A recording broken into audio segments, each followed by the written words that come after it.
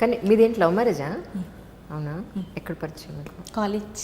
ఇంకెక్కడండి, ఏమో, కాలేజ్లోనే. ఎక్కడైనా ఆఫీస్లో పనిచేస్తున్నో పక్కింటి అబ్బాయో తెలియదు కదా. మాది చాలా లేత ప్రేమ కదా.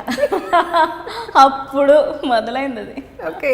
వి travelled for almost 14-15 years together with all the ups and downs. Okay. అందుకే నేను అంత మనస్ఫూర్తిగా తిట్టగలుగుతా, ఇంకేమైనా తిట్టలేను. అవును కదా, నిజమే. అవును, చనువు ఉంటుంది. Okay okay okay. ఇంట్లో ఏమి రిజెక్షన్స్ ఏం లేవా? ఇనిషియల్గా వచ్చాయి. అవునా? ఇనిషియల్గా వచ్చాయి, దాని తర్వాత యాక్సెప్ట్ చేశారు. రిజెక్ట్ చేయకుండా చెప్పగానే ఎవరు ఒప్పుకుంటారండి? అవునండి. ఎందుకు, ఏమిటి, ఎలా అన్నారు ఆ, చెప్పాం.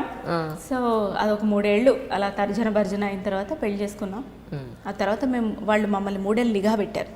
వీళ్ళు సెటిల్ అవుతారా అవ్వరా? బాగా తను సెటిల్ అయ్యి నేనంత సెటిల్ కాలేను. నేను అదే చెప్తున్నా, నేను నాకు 7-8 years తర్వాతే వాట్ ఎవర్. నాకు ఇప్పటికే నా లైఫ్తో పెద్దగా ఏం చేయాలన్న గోల్సే ఉండవు, చేసుకుంటూ వెళ్ళిపోవటమే. సో తను బాగా సెటిల్ అయిన తర్వాత అప్పుడు మమ్మల్ని ఎగ్జాంపుల్గా చూపిస్తారు. Okay okay. అంటే లవ్ మ్యారేజ్ అని చెప్పారనుకోండి, ఎంత లవ్ మ్యారేజ్ అని చెప్పినా సరే పెళ్ళి అయిన తర్వాత ఇలా కెమెరా ముందుకు వస్తే ఊరుకోను, లేదా ఇలా ఉంటే నాకు కుదరదు అనేమి టర్మ్స్ అండ్ కండిషన్స్ ఏం పెట్టలేదు. ఎక్కువ ట్రెడిషనల్గా ఉండద్దు అంటాడు మా ఆయన నన్ను. అదే ఆయన టర్మ్ అండ్ కండిషన్. నేను చీర కట్టుకుని అంటే బాబు ముందుకు వచ్చి సన్నగానే ఉన్న ఇప్పుడు మరీ ఉన్నాం కదా. ఇప్పుడు మీరు అంత లావు లేరు యాక్చువల్లీ, ఐ తెలుసా? ఫీల్ అండి, అది మీ అభిమానం నా పట్ల. మీకు నేను చూసి అలవాటు అయ్యాను కాబట్టి. పెద్ద స్క్రీన్లో చూడండి మీరు ఒక్కసారి. బిగ్ స్క్రీన్లో మనం ఎంత సన్నగా ఉన్నా ఇలా కనపడతాం, నిజంగా ఇలా కనపడతాం. అందుకే వీళ్ళందరూ సన్నగా 0 సైజులో పెట్టుకుంటారని అనిపించింది నాకు మాత్రం. Now I accept my body the way it is. But నేను యాక్సెప్ట్ చేయనప్పుడు కూడా ఎక్కువ ట్రెడిషన్, దానికి ఇంకా టైం ఉంది కదా, దిగట్లా తయారవుతా, మోడర్న్ తీసుకో అంటాడు. ఇలాగే ఏం రిస్ట్రిక్షన్ లేదండి, రిస్ట్రిక్షన్ అనేది లేదు. హీ నోస్, పాపం సపోర్ట్ చేస్తాడు. సో మీడియా అనేది కానీ లేకపోతే ఆన్ స్క్రీన్ కనిపించడం వల్ల మా ఫ్రెండ్స్ ఇలా అనుకుంటున్నారు, లేకపోతే అలాంటిది ఏం లేదు. అసలు తన పక్కన వాడి కోసం బతకడండి, అదొక్కటి. అంటే నన్ను కూడా అదే సలహా ఇస్తాడు, నీకు కరెక్ట్ అని అనిపిస్తే నువ్వు నేను చెప్పినా వినొద్దంటాడు. That's great real. సీరియస్లీ, ఇప్పుడు నీకు ఇది కరెక్ట్ అనిపిస్తే నేను చెప్పినా వినొద్దు. ఆర్ ఎల్స్ నేను ఏదైనా వచ్చిన ఆఫర్ అంతా యాక్సెప్ట్ చేస్తున్నాను, ఫినాన్షియల్గా గట్టిగా మాట్లాడలేకపోతున్నాను, చెప్పా కదా బయట అతి మంచితనం అనమాట, ఇంట్లోనే మన ప్రతాపాలని. అవును, నన్ను నేను అద్దంలో చూసుకున్నట్టుంది. ఇక్కడ నాకు కుదరదు, ఇలాగా ఇది ఇక్కడే ఉండాలి, ఇది ఇలాగే చేయాలంటాం. తీరా బయటికి వెళ్ళి కనీసం మనం సర్టన్లీ సార్ ఇంకో 1-2 గంటలు తీసుకోండి, నేను వెయిట్ చేస్తా, ఇట్లాంటివి అనమాట.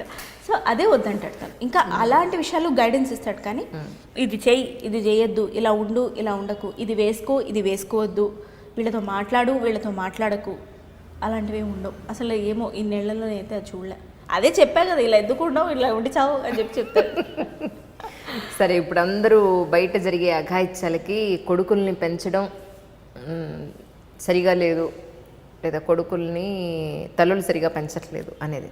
సో మీరు ఇప్పుడు ఒక అబ్బాయికి తల్లి, మీరు మీ బుడ్డోడే రేపు 10 ఏళ్ళు దాటిన తర్వాత వాడిని ఎలా సమాజానికి ఎలా ప్రిపేర్ చేస్తారు?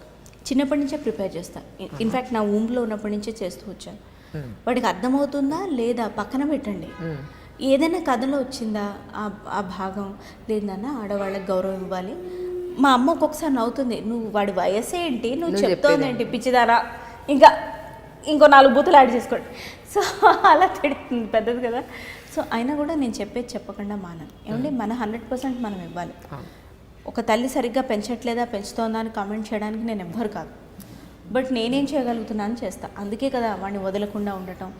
ఎవ్వరూ కూడా అండి ఒక ఇండివిజువల్ అట్లా తయారవడానికి ఫస్ట్ 5-6-7 yearsలో ఏదో గట్టి దెబ్బ తగిలిండి ఉంటుంది వాటికి.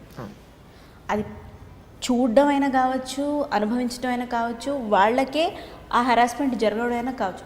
నేను ఇది 100% చెప్తానండి. ఏదో అది చూసైనా నేర్చుకోవచ్చు, గట్టి దెబ్బ, దాని తాలూకు ప్రభావం తర్వాత మన జీవితం.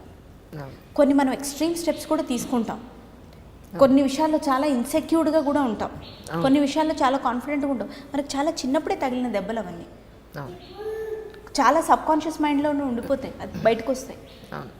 సో అలా మనం ఒక పేరెంట్ అయి ఉండి అట్లీస్ట్ మన చైల్డ్కి అట్లాంటి ఎక్స్ట్రీమ్ దెబ్బలు తగలకుండా నార్మల్ హౌస్లో ఉండే చిన్న చిన్న గొడవలు, చిన్న చిన్న ప్రేమలు, ఓకే పేరెంట్స్కి ఒక అర్జీ ఏంటంటే మీరు పిల్లల ముందు కొట్టుకుంటారు ఒక్కొక్కసారి టెంపర్మెంట్ గుడ్ కొట్టుకోండి, కొట్టుకోవడం కూడా బాగా తెలుస్తుంది. బట్ వెంటనే సారీ చెప్పుకొని కలిసిమెలిసి ఉండడం కూడా పిల్లల ముందే చేయండి. అవును అవును.